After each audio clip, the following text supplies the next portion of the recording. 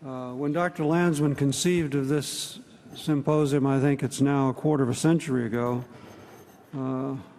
sure he didn't think, neither did I, that it would be still going 25 years later. And as busy and well attended as it is, but we're delighted to have you all here. We like to think that it's still the same symposium, that we're devoted, that its primary purpose is to talk about what's going on in the treatment of aortic disease and try and make all of us better physicians and surgeons in the care of our patients. So it's a great pleasure for me to be here and welcome you to the 13th Aortic Symposium, now sponsored by the AATS, and to introduce Dr. Landsman, who will complete the opening remarks. Welcome to Aortic Symposium.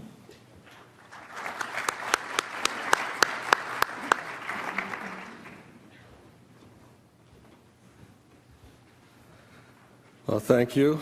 Welcome to the 13th Aortic Symposium. We really have a great program this time. This is the 13th in the series, as Dr. Griep said. We started in 1988. Perhaps some of you will remember this logo that we used for many years. So this is our 24th year.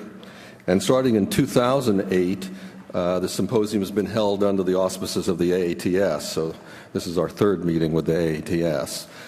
The attendance this year is over 1,000. The official figure's not in yet, but it's well over 1,000. The program committee is Dr. Joe Bavaria, Joe Caselli, Dr. Griep, Dr. Kachukas, Dave Spielvogel, and Thor Sun. So we have 30 invited faculty members this year, and throughout this series, it's been our goal to try and convene an international group whose work is influential on the current thinking in aortic surgery. I'd also like to thank our sponsors, particularly Terumo and Vascutech, Atrium, Edwards Life Science, Gore, Medtronic, and St. Jude. And I'm sure you know that their generous support is instrumental in enabling us to present this meeting. You'll find a list of all the contributors in your proceedings book, and we encourage you to visit their booths, which are set up in the exhibit areas. You'll also find a schedule outline on the inside of the front cover of your proceedings book, and we try very hard to stick to it. Lunch breaks are an hour and 45 minutes, and there are many suitable restaurants in this immediate area, and we have a list of suggestions with your registration materials. We actually tried to make it convenient, so we made a selected list of restaurants just 2 blocks to the east and 2 blocks to the west of the hotel here, and from 50th to 59th Street. And, you know, perhaps it's indicative of New York City, but just in that 4x9 block area, there's 143 restaurants encompassing 52 different types of food and ethnic varieties. So you should find something to choose from that'll fit your budget. CME credits for the symposium will be available this year. A course evaluation survey will be emailed to all attendings the week of May 3rd. So once you complete the brief evaluation, you'll be able to retrieve and print your CME certificate. Please be sure the association has your current email address. If you need to update it, please do so by completing the form in the back of the program book, and you can return it to the registration desk. Now let me just say a few words about the presentation on demand system. Perhaps you've already seen it if you've been at previous symposia or saw it with breakfast this morning. It's software that was specifically designed for the Aortic Symposium series. We started it about 15 years ago, and over the past 2 years it's been completely revamped. There's a touchscreen navigation, which is very intuitive. And all the accepted works for the symposium are available on the pod. There's several different ways to access an abstract. You'll see you can do it by abstract number, If you find an abstract in your proceedings book that you're particularly interested in, you can see a PowerPoint presentation of it by just choosing that number on the system. You can browse by categories. They're cross-linked. You can look up, for instance, hybrid or dissection, selective cerebral perfusion, debranching, etc., and you'll find articles just in that category that you can look at. There's a very brief demonstration video, if we could put that up, please. Is there sound with that? We would like to take this opportunity to introduce you to the Presentations on Demand touchscreen kiosk system. This system is now available to allow physicians from around the world to submit abstracts and share them with their colleagues. These presentations are being displayed right now in the exhibit areas. On the main screen are buttons for the main conference categories. You can search for a presentation by the associated number by touching the All Abstracts by Number button. Touch any one of them and you will see a table listing the entries for that category.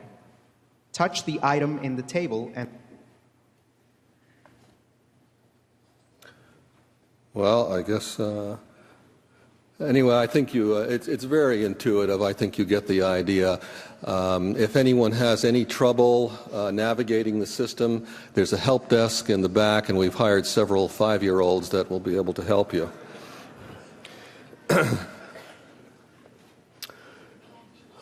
Let's see. Regarding the abstracts, we have 301 abstracts submitted this year. They were reviewed and scored by the program committee.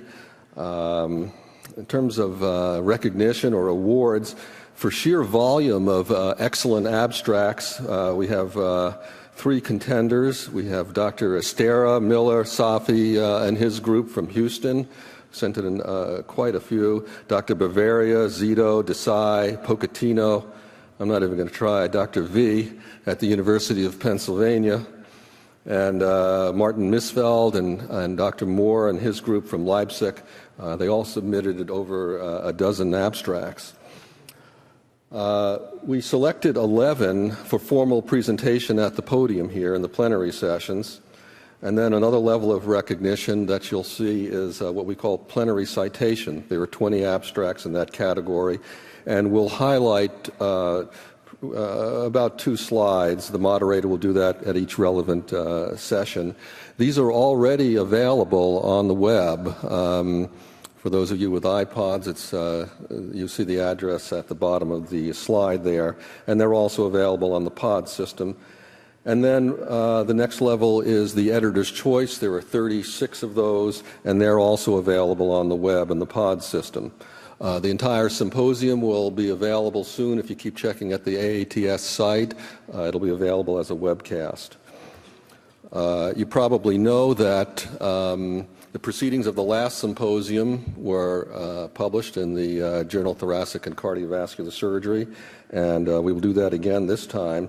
So in that regard, for questions from the floor, please use the microphones located on either side and in the center aisle, and clearly state your name and city. In 2014, the next Aortic Symposium will be here in New York City once again, April 24th, 25th, so mark those dates. And once again, it'll immediately precede the AATS, which will be in Toronto that year.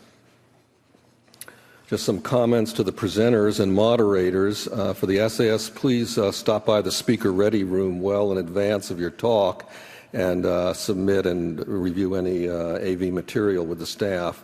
And once again, we have a very ambitious program this year, so please rigorously try and stick to the time schedule. I'd like to thank Cindy Verkolen, April Conti, Taylor Baumgarten, and Yvonne Grunbaum. That's the PRI staff who did a really fantastic job of putting the symposium together this year. Ricardo Samariba, who's responsible for the pod system, and my office manager, Rachel Grossfeld. Just want to remind you that the AATS meeting immediately follows in San Francisco, and there's still time to register. Hotel rooms are available, so stop by the registration desk for help or more information. And lastly, there will be a welcome reception this evening in the exhibit hall, the Empire Ballroom, and the Lenox Ballroom.